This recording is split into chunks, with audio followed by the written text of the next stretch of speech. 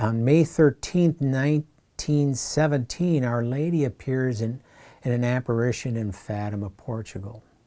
She asks in the first apparition that the rosary be prayed every day to bring peace to the world, to end the war. That time, 1917, is the middle of World War I.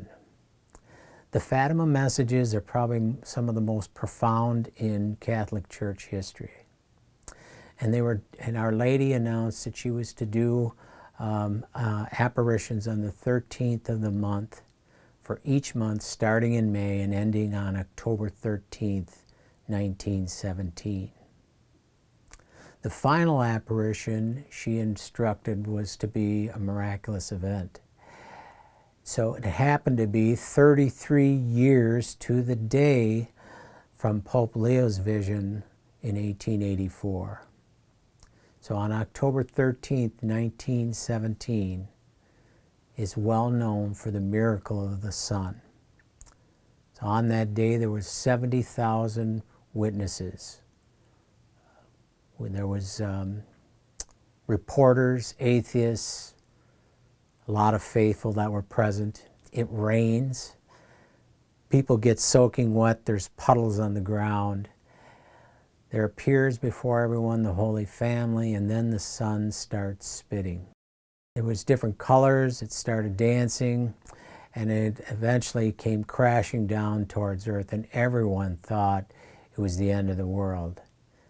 And as it turns out, the sun pops back up to its original place, and everyone is standing there completely dry. I believe that the miracle of the sun was designed to prepare all of humanity for the beginning of Satan's 100-year reign, which started on October 13th, 1917, in which she had 70,000 lay faithful, reporters, atheists, and other first-hand witnesses to the power of God. This is also referenced in the book of Revelation about the woman clothed with the sun. In the message number 404 on May 14th, 89, Our Lady gave this message titled The Huge Red Dragon. The huge red dragon is atheistic communism, which has spread everywhere the air of the denial and of the obstinate rejection of God. That's supported from the book from the Marian movement of priests, where an Italian priest, Father Stefano Gobi, had locutions by Our Lady from 1974 to 1990. On message number 366, dated October 13th, 1987, she states, "I will put an end to your slavery," and I will quote out of the book now, "These are 70 years during which I have descended from heaven into your midst as the woman clothed in the sun. These are 70 years during which my adversary, Satan, has come up from the abyss in the midst to manifest himself and as the red dragon in all his terrible power. In fact, he is succeeding in extending his reign in many nations and is spreading his actions of denial and a rebellion against God in every part of the earth. Thus, during the period of these 70 years, the red dragon has bound men with the chain of his slavery. He has made you slaves of pride and haughtiness. The deception, illusion of bringing you to getting along without God, of putting your own selves in place of God, so that in you he may be able to renew his act of rebellion and of defiance against the Lord.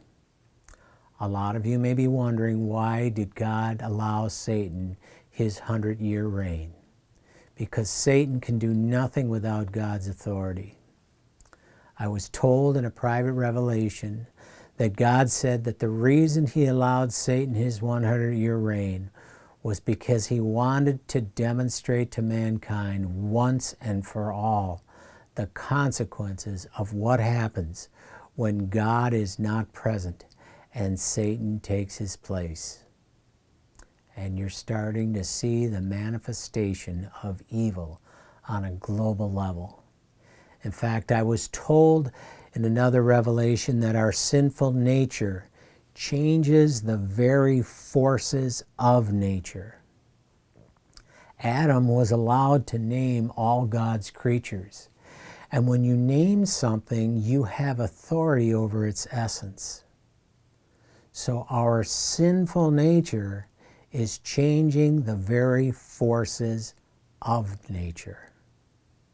But one of the signs of the times that Scripture talks about, there will be more prevalent storms, they will be more frequent, and they will be more severe. Satan chooses to bury that under global warming and other global environmental impacts that are causing it. It's not the case. So prayer, however, is the remedy. Our Lady says that enough prayer can change the forces of nature. We can stop wars, she says. She goes on, He has made you slaves of pleasure and of impurity to replace the true God with new idols followed and adored today by many. Sex, amusement, money, comfort. Thus sin has stretched out its tenebrous veil of coldness and death over the world. He has made you slaves of egoism and avarice by leading you to the consuming quest of your own affirmation for superiority over others, and you become insensible for the great needs of the poor, the little ones, the sick, the needy. Thus the world has become a real desert for lack of love. And in this immense desert, how many of my children there are who each day become swept away, stricken down and defeated. Here's the final part. You have lived 70 years as slaves to my adversary, who has succeeded in transferring the world into the city of Babylon, perverse and sinful, which with the cup of pleasure and of luxury has seduced all the nations of the earth. But now the period of the Babylonian slavery is about to end. I will put an end to your slavery. In this Marian year in heaven, the Heavenly Mother is opening the door upon a new era of your liberation. This you will very soon see in extraordinary signs. I will give that you will prepare yourself for the great miracle which is at this time about to be accomplished. The miracle of the sun which took place during my last apparition was only a prophetic sign to indicate to you that you should be looking at the book, which is still sealed. Today I am being sent by God to open this book in order that the secrets may be revealed to you. Thus everyone will be able to understand what an incomparable depth and universality of renewal of the victory of the merciful love of Jesus will bring you. A victory that will be brought about by means of the triumphs of my Immaculate Heart in the world. Part of the message of Fatima was that Our Lady wanted Russia consecrated to her Immaculate Heart, or Russia would spread its errors over the entire world. That never truly happened, and when it did happen, on March 25, 1984, Pope John Paul II consecrates Russia and the world to the Immaculate Heart of Mary. It's not the consecration of Russia exclusively that she asked for, but, however, 5 years later, the Berlin Wall comes down. Here again, we get a message about communism and atheism. And right after the miracle of the sun in Fatima, we have the Spanish flu, 1918. 50 million people died globally. People should look to God when they realize how powerless they really are. The Spanish flu was a means to reinforce the power of prayer and the need for God in the coming reign of Satan. But then, shortly after, the 1929 market crash and the Great Depression.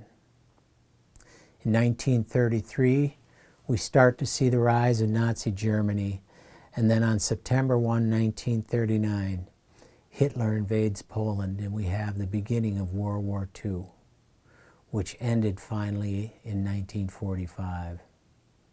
A lot of historians will tell you how dangerously close we came during World War II to being overrun.